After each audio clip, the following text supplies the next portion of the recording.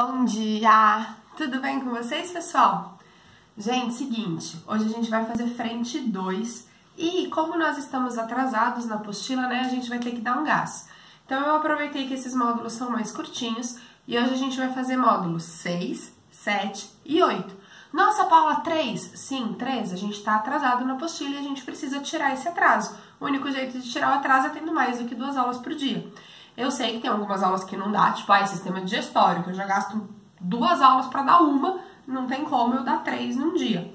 Mas na frente 2 as aulas são mais rápidas, então na frente 2 dá pra gente dar um gás maior, ok? Então vamos lá, né? Começando obviamente pelo 6, aí depois o 7, aí depois o 8, certo? Gente, eu preferi fazer a lousa junto com vocês, tá? Assim a gente vai falando, vai fazendo, eu acho que fica melhor pra vocês fazerem a cópia. Eu ia falar que no final eu tiro uma foto da lousa pra mandar uma resolução melhor pra vocês, mas com certeza não vai caber tudo na lousa, então eu vou ter que apagar e eu não tenho 2 câmeras. Então se eu tô filmando eu não tô tirando foto, então tudo que eu apagar eu não tenho como ter foto pra vocês, tá? A lousa final eu prometo tirar foto. Então pega lá o caderno da frente 2, que não é o mesmo da semana passada, e vamos para o módulo 6. No módulo 6, a gente vai falar a respeito da lei da segregação. E quem que vai falar disso pra gente? O lindo, o maravilhoso, o pai da genética, Gregor Mendel. Gente, Mendel é um monge gregoriano que vivia na Áustria. Tá? Só que a gente precisa entender uma coisa, né? Quando a gente fala um monge, na cabeça de muita gente vem um cara que sabe rezar. E acabou. E passa o dia inteiro fazendo isso. Gente, a ordem do Mendel lá, né? A abadia da qual ele fazia parte, pregava como que eu posso dizer? A disseminação de conhecimento. Então, eles eram a favor de estudo. Então, Mendel, se você for pegar a ficha do cara, ele estudou, ele foi para a faculdade de Veneza, tá? E ele fez história natural, ele fez história da arte, ele estudou botânica, ele estudou zoologia, ele estudou teologia. Eu sei que você pega assim, ele estudou umas 15 coisas diferentes, sabe? Claro que nem tudo é curso superior completo, né? Tipo, botânica não é uma faculdade, mas é um estudo dentro. Então ele era um cara muito estudado, tá? Então apesar da gente pensar, ele era um monge, cara, ele era um monge que estudou demais. Não é à toa que ele olhou pra ervilhinha e conseguiu arrumar as coisas, tá? Ele tá muito à frente da sua época. Você vai ver até que a gente vai falar as nomenclaturas que ele usava e as nomenclaturas usadas hoje e por que dá essa diferença. Gente, o cara é tão sensacional que ele consegue fazer as bases da genética, ele consegue postular toda a transmissão de característica antes da gente saber que célula tinha núcleo, tá? Então, Mendel, ó, o trabalho dele é de 1865 e a gente não sabia ainda que célula tinha núcleo, a gente não sabia o que era cromossomo, tá? A gente não tinha noção nenhuma e o cara já conseguiu determinar como que acontece a transmissão de característica. Tanto que quando ele publica o trabalho dele, ninguém dá bola, porque, mano, o que esse cara tá viajando? Aí, 40 anos depois da morte do Mendel, a gente já tem uma noção melhor de biologia molecular, cientistas estão estudando a respeito, e um cara acha um artigo publicado dele e fala, meu, mas como é isso? O que a gente tá tentando entender aqui, 40 anos atrás o cara já tinha explicado. Tá? Então, assim, ele é muito à frente do seu tempo. Muito, muito, muito, muito. O cara era um gênio, certo? Só que vamos entender um pouco a historinha dele, né? Não tem como falar de alguém igual da aula de Darwin sem falar o blá blá blá de Darwin. Então, gente, nós temos que Mendel, né? Ele veio de uma família humilde, se tornou monge, estudou e veio pra abadia, né? Que era onde ele morava. E aí lá, ele resolveu que ele queria estudar alguma coisa.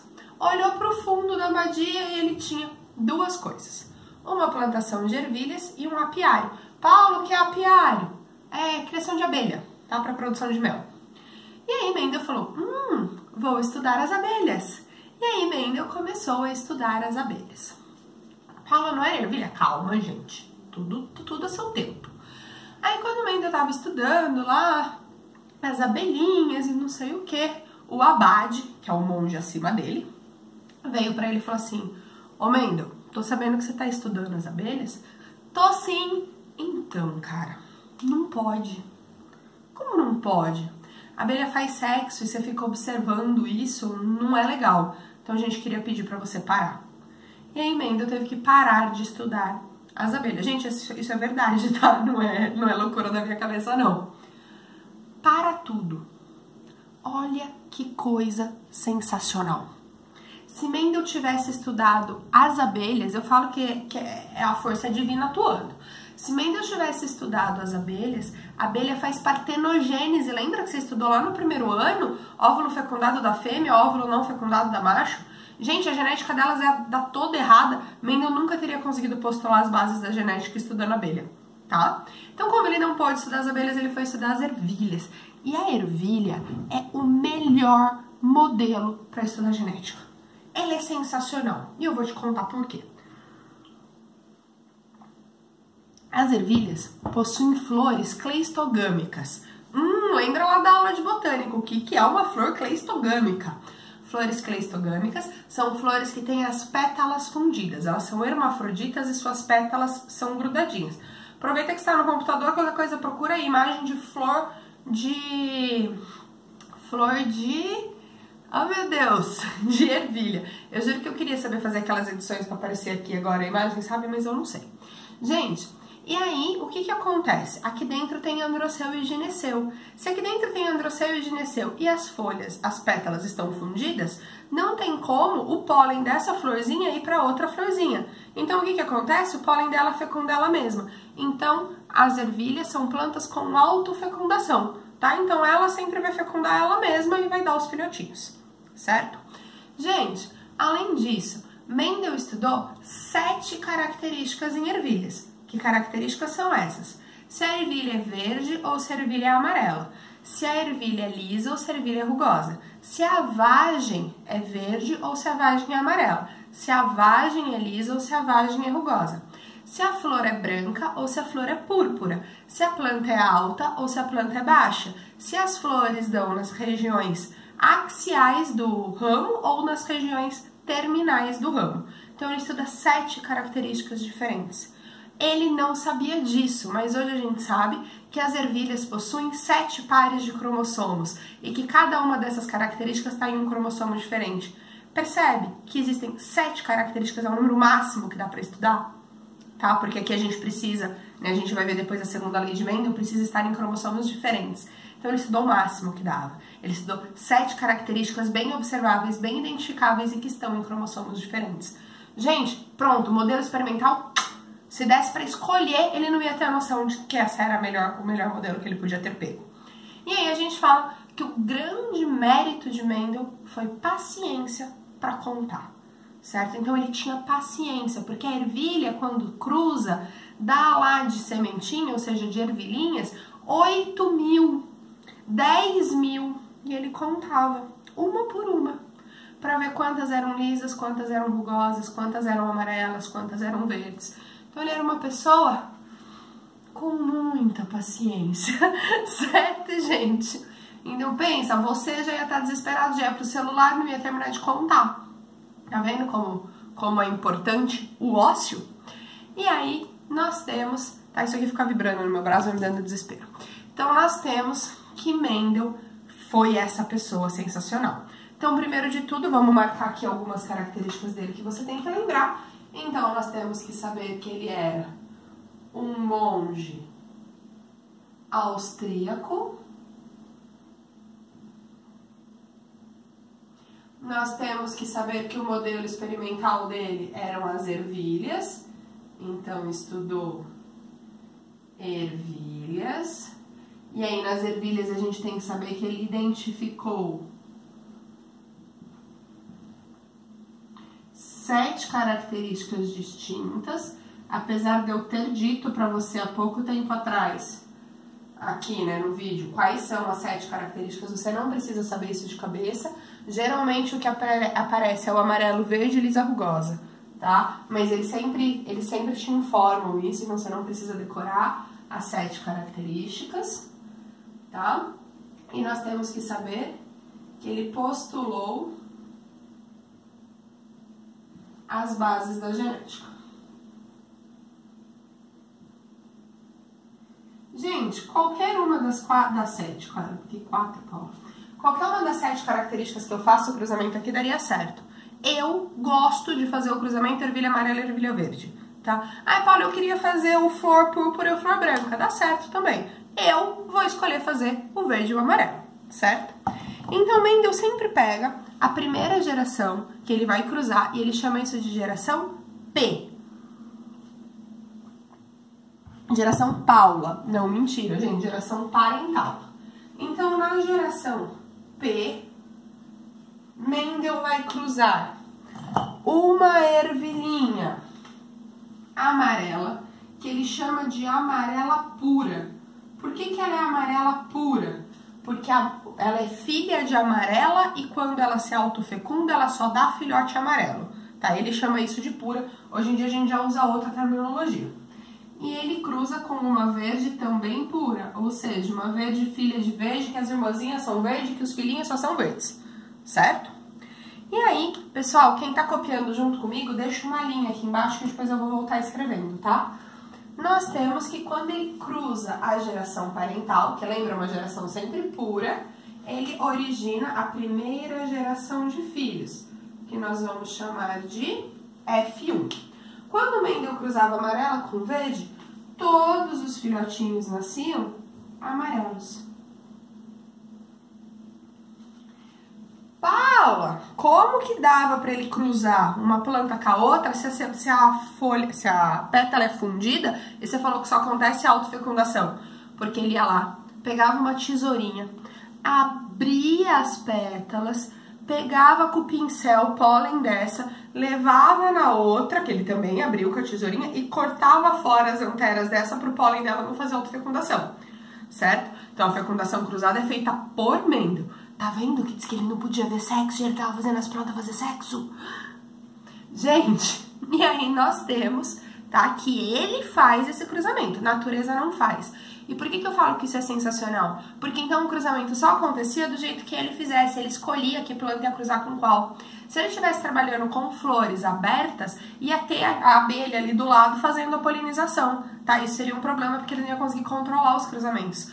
Como não são plantas polinizadas, nem nenhum inseto vai lá, porque ela é fechada, então ele conseguia fazer esse cruzamento, tá? Então isso é sensacional para o trabalho dele.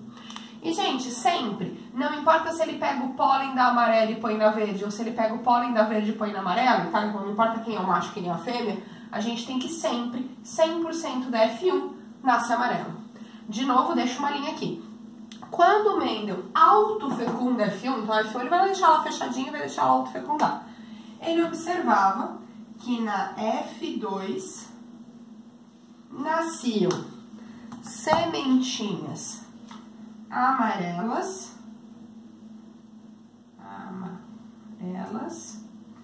e verdes. Mais do que isso, lembra que eu falei que ele contava? Então ele conta lá e deram 6.000 amarelas e 2.000 verdes. Então ele consegue afirmar que a proporção aqui é sempre 75% dessa e 25% dessa. Eu posso representar isso como sendo 3 para 1. A cada 3 sementes amarelas, eu tenho uma semente verde. Ele consegue reparar isso em tudo, gente. Cruzou lisa com rugosa, todo mundo nasce lisa, 3 lisas para uma rugosa.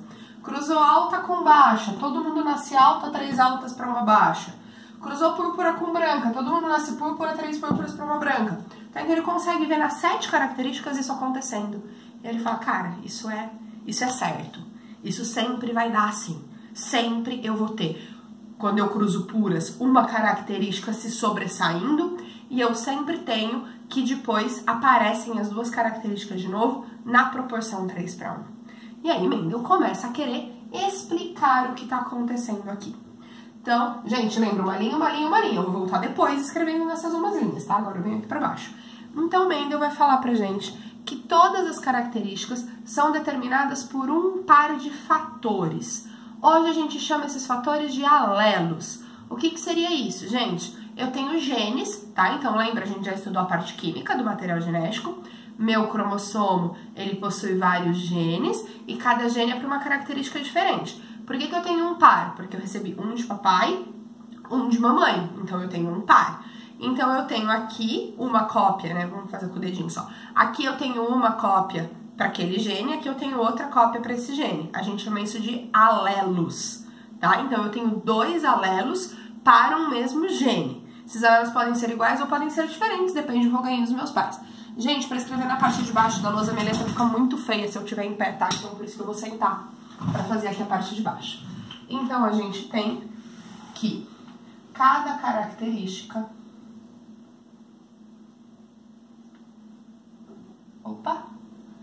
Característica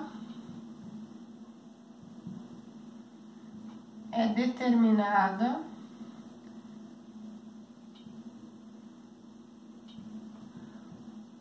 por um par de Mendel falando, um par de fatores. E, gente, é importante você saber isso, porque às vezes o exercício traz pra você como Mendel colocou, e aí lá na alternativa ele põe alelo, você não pode assinalar ela. Porque Mendel não sabia o que era alelo, Mendel não sabia o que era núcleo, Mendel não sabia o que era cromossomo. Então você tem que saber a nomenclatura que ele usava e a nomenclatura que a gente usa hoje, e diferenciar isso em resposta. Então, nossa, como ficou feia a minha letra? Cada característica é determinada por um par de fatores, vou pôr aqui entre parênteses alelos, porque é como a gente chama hoje em dia, certo? Que se separam, que se segregam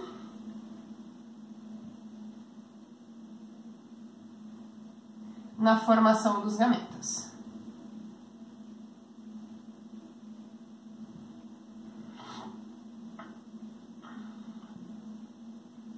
Ok?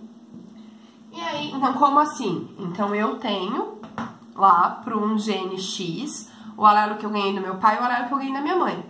Pro meu filho, eu vou passar os dois? Não, porque na hora de formar gameta eles se separam. Eu posso passar pro meu filho aquele que eu ganhei da minha mãe, ou eu posso passar pro meu filho aquele que eu ganhei do meu pai. Mas jamais eu passarei os dois. Eu passo um, certo? É isso que essa frase quer falar pra gente. Pessoal, então é determinada por um par de fatores que se separam na formação dos gametas. Nós temos que um desses fatores é chamado de dominante e o outro desses fatores é chamado de recessivo.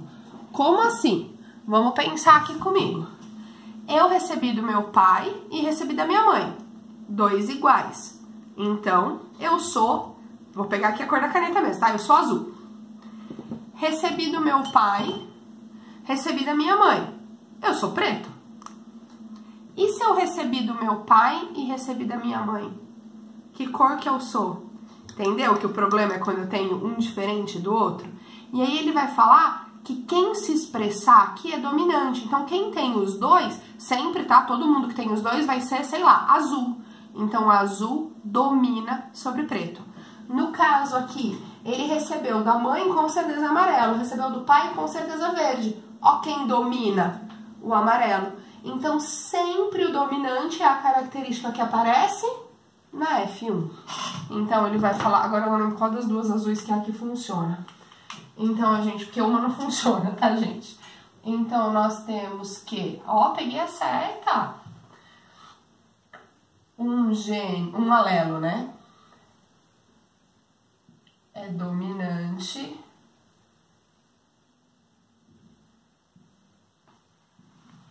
E o outro é recessivo. O que é ser dominante? É o alelo que se expressa independente do outro.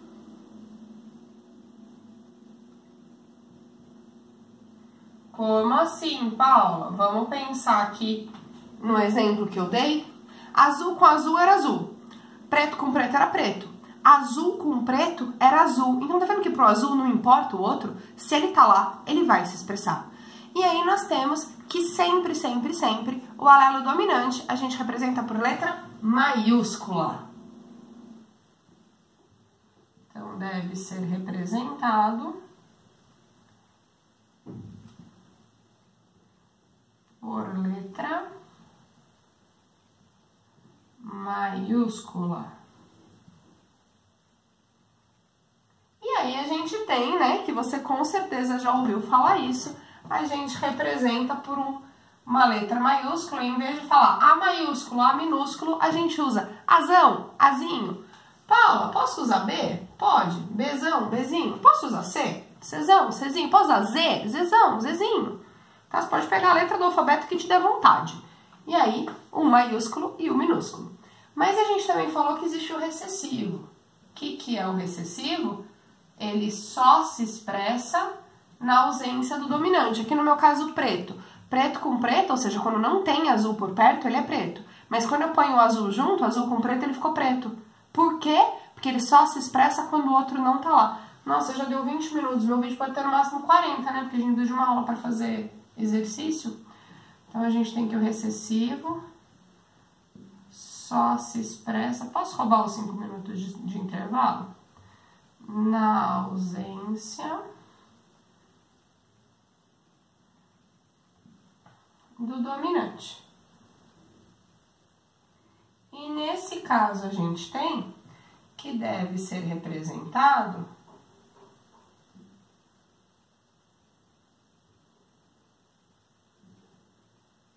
por letra minúscula. Então, agora você tem que pegar a mesma letra que você usou no de cima. Eu pus Azão, então esse aqui vai ser Azinho. Se você pôs Bzão, agora para esse aqui você põe Bzinho. Ok? Gente, e aí nós temos, tá? Isso aqui que eu tô fazendo de pra trás assim, pra sair da frente da lousa. E aí nós temos que entender o que aconteceu aqui. Então, quando o Mendel cruzou uma amarela, que sempre dava amarela, que era pura, na verdade, o que ele queria dizer quando ela era pura?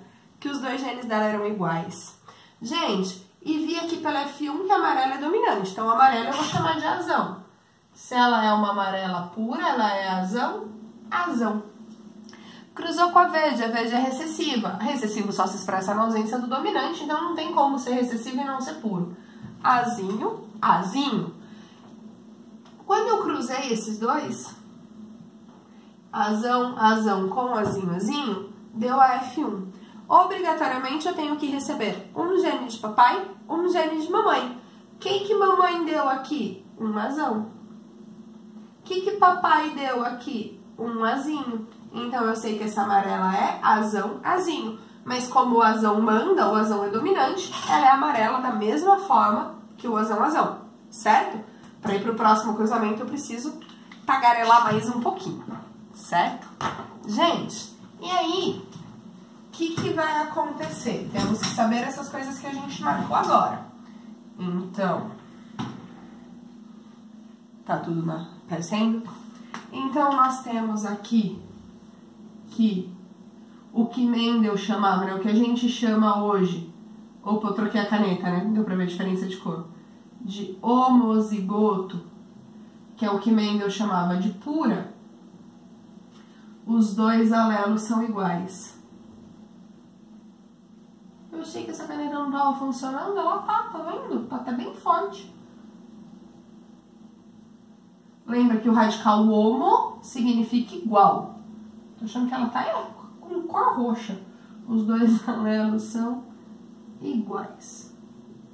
Gente, se os dois alelos são iguais, ela pode ser... A caneta não abre. Ela pode ser Azão, Azão ou Azinho, Azinho. Compensação, se ela for hétero. O que é ser hétero? Ser diferente. Então, heterozigoto, que Mendel chamava de híbrida.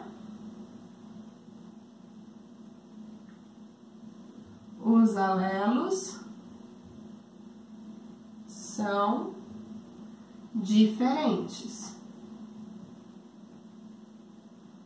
O único jeito de eu ter alelos diferentes é porque eu tenho um dominante e um recessivo. Então, ele é Azão, Azinho. Paula, pode ser Azinho, Azão? Não, a gente sempre coloca a letra maiúscula na frente, tá, pessoal? Então, sempre vai ter que ser representado dessa forma. Além disso, a gente tem que saber, tá? homozigoto e heterozigoto a gente já falou, a gente tem que saber de genótipo e fenótipo, tá? Então vamos lá. O que é genótipo?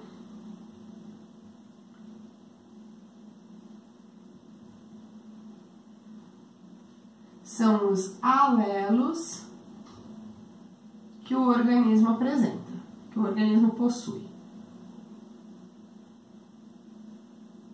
Ué, como assim? Qual é o genótipo dessa semente? Azão, azão. Qual é o genótipo dessa semente? Azinho, azinho. Qual é o genótipo dessa semente? Azão, azinho. Então, quando eu peço o genótipo, eu quero as letrinhas. Então, o indivíduo pode ser azão, azão, azão, azinho ou azinho, azinho. Mas, quando você olha para a semente, você não vê o genótipo dela. Se eu te entregar uma semente amarela e falar para você, me diga se ela é azão, azão ou azão, azinho, é impossível. Você vai ficar olhando para ela e me responde qualquer coisa, porque eu também não vou saber. A gente tem que nós conseguimos identificar o fenótipo. O que é fenótipo, então? É a característica presente no organismo. É o que eu tô vendo, gente. Então, o fenótipo dessa sementinha aqui é amarela. O fenótipo dessa sementinha é verde. É o que eu vejo. Característica presente no organismo. Só que ela depende de interação entre o genótipo e o meio ambiente. Como assim? Então, gente, independente do ambiente em que a semente está, se ela for azão, azão, ela vai ser amarela. Se ela for azão, azinho, ela vai ser amarela. Se ela for azinho, azinho, ela vai ser verde. Então, esse é um caso que o fenótipo depende só do genótipo. Só que vamos pensar aqui. Cansei dessa vida de aula em EAD, resolvi ir pro Nordeste e vou vender coco na praia, certo?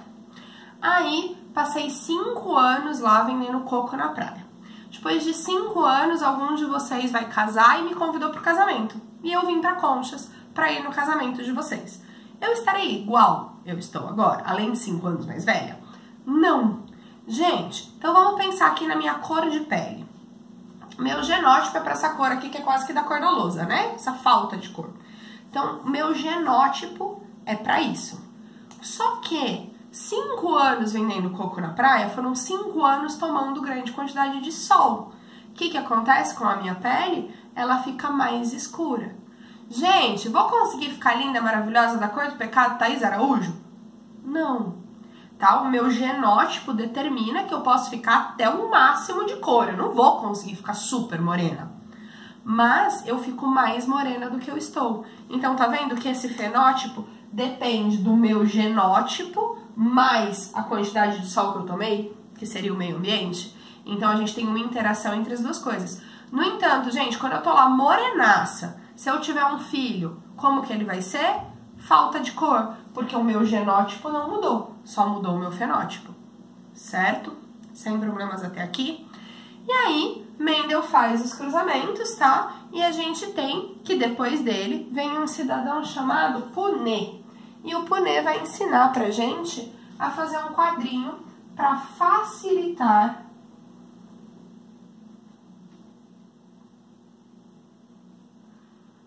os cruzamentos. Então, tá vendo que aqui tava fácil, né? Aqui eu cruzei azão, azão com azinho, azinho. Você falou, pegou um de cada. Só que a hora que eu cruzo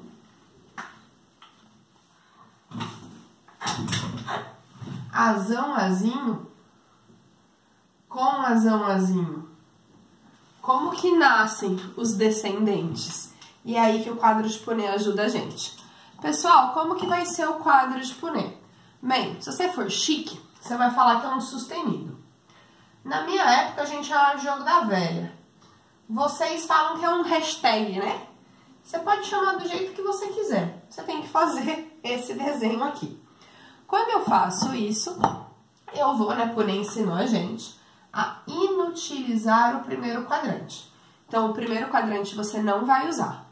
Aí eu vou pegar aqui o primeiro indivíduo. O primeiro indivíduo, ele é azão, azinho. Lembra que a gente viu que para fazer gameta, ele separa o azão do azinho? Então, eu vou pôr ele na primeira linha, porém separado. Ele é azão, azinho. Vou para o segundo indivíduo. O segundo indivíduo também é azão, azinho. Onde eu vou colocá-lo? Na primeira coluna. Então, ele é azão, azinho. Gente, já brincou de batalha naval? Encontro de linha com coluna. A linha me dá azão, a coluna me dá azão. A linha me dá azão, a coluna me dá azinho. A coluna me dá azão, a linha me dá azinho. A linha e a coluna me dão azinho. Certo? Azão, azão, azão, azinho, azão, azinho, azinho, azinho. São os descendentes deste casal. Então, eu consigo vir aqui e arrumar. Essas três amarelas são quem? Azão, azão, azão, azinho, azão, azinho. E a verdinha é o azinho, azinho. Tá vendo como a proporção de 3:1 pode ser explicada? Paula, eu aprendi ano passado e eu faço direto o cruzamento. Ótimo, amor, você pode fazer direto o cruzamento. Como que você faria esse cruzamento direto? Primeiro com o primeiro. Azão, azão. Primeiro com o segundo. Azão, azinho. Segundo com o primeiro. Seria azinho, azão, você arruma porque o azão tem que ficar na frente. Segundo com o segundo. Azinho, azinho. Percebe que o resultado foi o mesmo? Você pode fazer direto, sem problema nenhum. Só que eu aconselho você primeiro a saber fazer o quadro. Segundo a lei de Mendel, você vai ter que fazer quadro. Então é bom você já estar familiarizado com o quadro. Sem contar que a chance de erro fazendo direto é muito superior à chance de erro fazendo quadro. Então você só pode parar de fazer o quadro quando você estiver muito seguro em genética. Quando você sabe que você é bom nisso. Aí você pode abandonar o quadro. Enquanto você estiver inseguro, faz o quadro. Certo? Gente, entendeu de onde saiu o 3:1? Paula, mas cruzamento sempre vai dar isso, então eu não preciso ficar fazendo. Gente, cruzamento de 2 heterozigotos sempre vai dar isso. Mas eu podia pedir pra você cruzar pra mim um azão, azinho com um azinho, azinho. E aí o que que dá de filhotinho? Faz o quadro. Inutiliza o primeiro quadrante. Primeiro indivíduo na primeira linha, azão, azinho. Segundo indivíduo na primeira coluna, azinho, azinho. Encontro de linha com coluna. 50% azão, azinho, 50% azinho, azinho. Certo? Sem problemas até aqui. Gente, essa foi a teoria da aula 6. Eu quero dar mais 2 ainda. Mas eu prometo que as outras são mais curtinhas. Ok, até aqui? Tô saindo na frente da lousa pra você poder dar pause, tá? Vou apagar tudo pra poder fazer o módulo 7. Dúvidas aqui? A gente conversa. A gente tem vídeo hoje, tá? Eu acho que eu vou... Ai, meu Deus. Pelo menos eu liberei mais cedo, né? Mas ainda assim, mesmo liberando mais cedo, eu preciso dar o tempo de vídeo disponível pra vocês, porque ninguém é obrigado a abrir o vídeo antes das 7:30 da manhã. Tá? Eu coloco às 7:30... Então, a partir do tempo que deu o vídeo, só que eu vou colocar que pra quem abriu às 7:30 não vai ganhar nenhum minuto a mais pra cópia. Tá? Então, deu o tempo dos 2 vídeos, a gente abre a videochamada. Quando eu terminar de gravar os vídeos, eu já vou ter conseguido fazer essa conta de quanto tempo é e já vou ter marcado o horário de início da videochamada pra vocês, tá? Mas é um jeito, né, Paula? Tá sem tempo. Gente, esse módulo vai trazer pra gente algo diferente da primeira lei. Então, esse módulo vai falar pra gente a respeito de uma característica que não existe gene dominante ou gene recessivo. Como assim? Pois é, a gente tem uma coisa só. Então, vamos pegar ali, ele começa com a dominância incompleta, que é a mesma coisa de herança intermediária.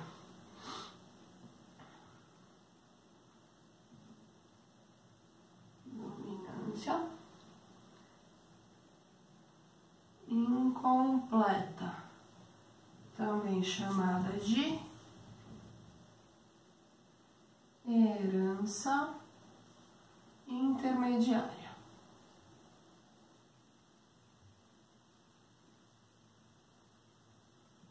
Certo? Gente, o que é isso? São dois genes, né, dois alelos para o mesmo gene, que não apresenta padrão de dominância. Então, como que isso vai funcionar? O indivíduo que tem um gene é de uma cor, o indivíduo que tem o outro é de outra cor, e o indivíduo que é heterozigoto é misturado. Paula, como assim? Gente, é como se eu cruzasse branco com preto e desse cinza. Entendeu que ninguém dominou sobre ninguém? Então, eu tenho que o intermediário, o heterozigoto, eu tô olhando o tempo e tá me dando desespero. Eu vou fazer só o módulo 7, tá, gente? Já percebi que não vai dar pra fazer o 8. Então, nós temos que o heterozigoto, ele é intermediário entre os pais. Então, nós temos, tá, que não existe relação de dominância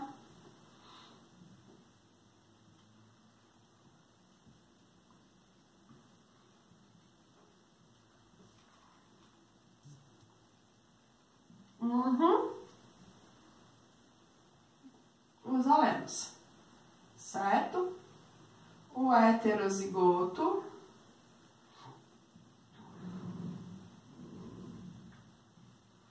possui fenótipo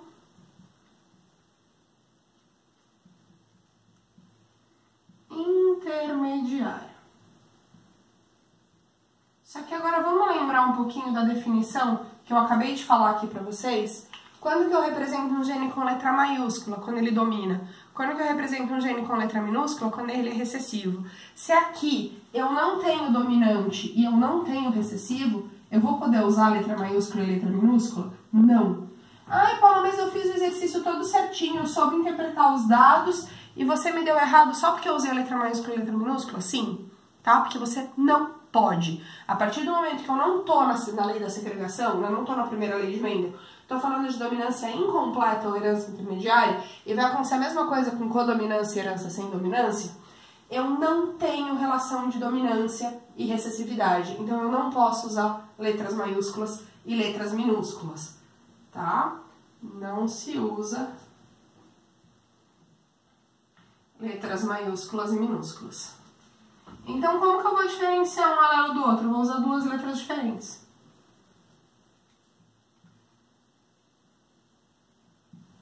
Como assim? Vamos fazer um cruzamento pra gente ter uma ideia? Gente, exemplo clássico disso. Então, vamos lá, exemplo sempre escrevo de preto. A gente tem que o exemplo clássico é o cruzamento de Flor Maravilha. Então, vamos fazer aqui a geração parental, a F1 e a F2. Na geração parental, eu cruzo uma flor branca com uma flor vermelha. Então, em geração parental, todo mundo é puro. Falei que eu vou usar letras diferentes. Que letra que eu vou usar para representar o branco? Poxa, Bzão, Bzão. Que letra que eu vou usar para representar o vermelho? Bzão, Bzão. Na F1, todo mundo nasce rosa. Tá vendo que ninguém dominou? Não nasceu branco nem nasceu vermelho. Nasceu uma cor intermediária entre o branco e o vermelho. Nasceu rosa. Como que é o rosa? Ele não ganhou um da mamãe? Um do papai? Paulo, eu podia pôr que era Bzão, Bzão, em vez de pôr que era Bzão, Bzão? Podia, só que você tem que ter padrão. Se o primeiro indivíduo rosa você representou com o B na frente, todos os rosas que você fizer no exercício, você vai pôr o B na frente. Se o primeiro indivíduo rosa você representou com o V na frente, todo mundo você vai pôr o V na frente, certo? O que não vale é ficar trocando no meio do exercício. Gente, quando eu cruzo rosa com rosa, eu vou ter a F2. Uma branca, duas rosas e uma vermelha. Então, proporção de herança com dominância incompleta vai ser 1 para 2 para 1. Da onde você tirou isso? Vamos cruzar? A F2 não é uma autofecundação da F1? Então, eu tenho que cruzar Bzão, Vzão com Bzão, Vzão. Faz o quadro. Inutiliza o primeiro.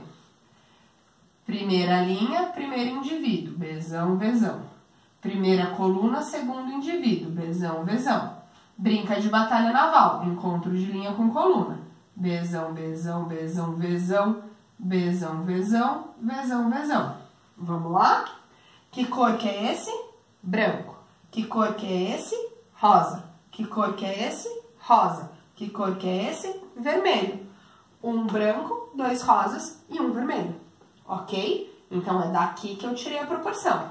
Então, eu tenho 1 Bzão, Bzão, 2 Bzões, Vzões e 1 Vzão, Vzão. Certo? Gente, o que é a codominância ou herança sem dominância? Codominância ou herança sem dominância.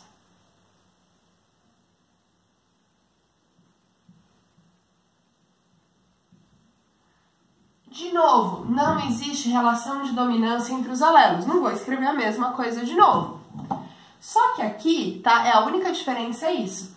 Em vez de eu ter que o heterozigoto possui um fenótipo intermediário, no caso da codominância, o heterozigoto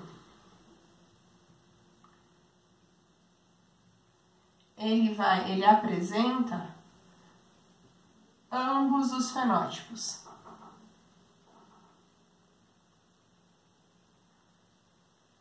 E, de novo, eu não posso usar dominante recessivo. Não posso usar maiúsculo e minúsculo. Certo? Gente, como assim? Ué, se eu pegar um boi preto, uma vaca branca e cruzar os dois, o filhotinho não vai nascer cinza, ele vai nascer malhado. Você percebe que o filhote tem tanto a característica do pai, porque ele é branco, e tem a característica da mãe, porque ele é preto? Então, a diferença dos dois não tá no cruzamento. A diferença dos dois tá só em o que é o intermediário. É como se aqui nascesse uma flor branca de bolinha vermelha. Certo? Então, nós temos aqui, gente, que a herança sem dominância, ela vai ser muito parecida com a dominância incompleta. O que muda é só a característica do heterozigoto. Então, eu tenho, de novo, P, F1 e F2. O comum aqui, não sei se alguém aí tem gado, é falar do gado vermelho com o gado branco que dá o ruão, que é o misturado. É com o branco mesmo, né? Que mistura pra dar o ruão. Ai, meu Deus, eu com pressa eu não lembro. Aqui, ó. É o vermelho com o branco que dá o ruão, que é o misturado de vermelho com branco. Certo? Então, vamos fazer o cruzamento dele? Eu pego um gado vermelho, cruzo com um branco e nasce o ruão, que é tipo um malhado. E quando eu autofecundo ele, vai nascer um vermelho. Gente, eu sei que aqui não dá pra autofecundar ele, tá? Eu tenho que pegar um macho e uma fêmea com a mesma característica. 2 ruões e um branco.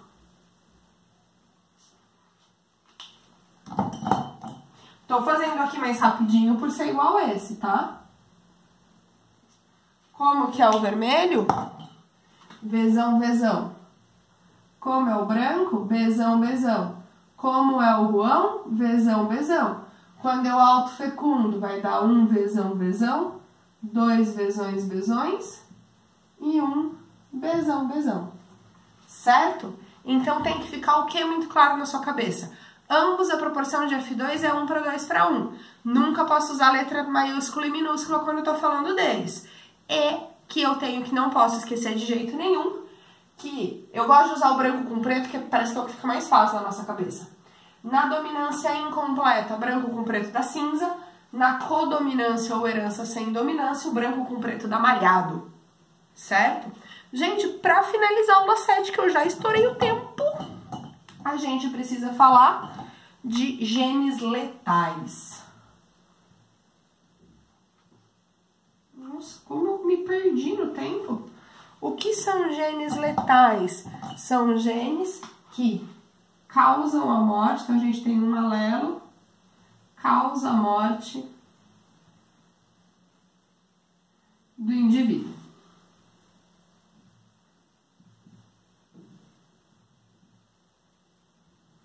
Vou explicar aqui com um exemplo. Então, a gente tem que os ratos, eles possuem um alelo azão que determina a cor amarela. Então, para o ratinho ser amarelo, ele tem que ter azão. Poderia ser azão ou azão-azinho, não vou marcar porque eu já te explico. Para o ratinho ser branco, ele tem que ser azinho-azinho. Mas o gene azão, quando em homozigose, mata. Então, se ele for azão-azão, ele morre. Então, o amarelo obrigatoriamente é azão-azinho. E essa morte, gente, é na vida intrauterina. Então, causa um aborto ali, tá? O filhotinho morre dentro da barriga da mãe, ele não chega nem a nascer. Se ele nascesse, ele seria amarelo. Só que ele morreu antes, certo? Então, olha que interessante aqui, eu não consigo fazer geração parental. Porque é impossível eu ter um amarelo puro, porque o amarelo puro tá branco, tá morto. Então, o que eu vou ter que fazer? Já a partir do F1, eu vou cruzar azão-azinho com azão-azinho. Gente, eu vou fazer direto pelo tempo, tá? Mas o que vai dar de filhotinho? Azão-azão, azão-azinho, azão-azinho, faz o quadro aí, e azinho-azinho. Como que eles são? O azão-azão não conta, porque o azão-azão morreu. O azão-azinho e o azão-azinho são amarelos. E o azinho-azinho é branco. Então, eu tenho na F2 uma proporção de 2:1. Ok? Pessoal, o que é importante aqui, que às vezes aparece no exercício dessa forma, e aí a gente acaba se perdendo. Nós temos que saber que o alelo azão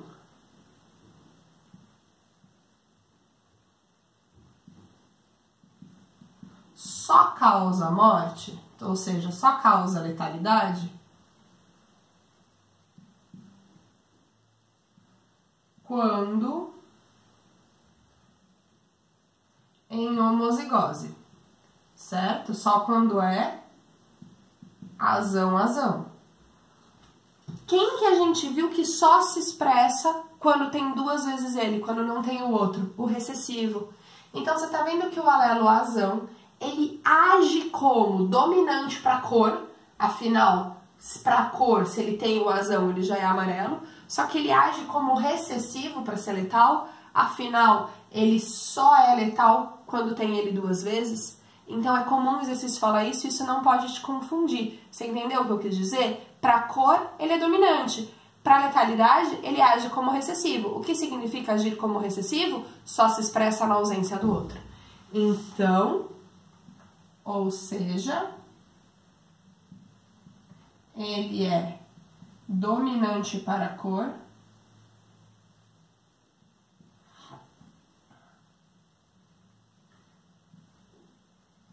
e recessivo para a letalidade.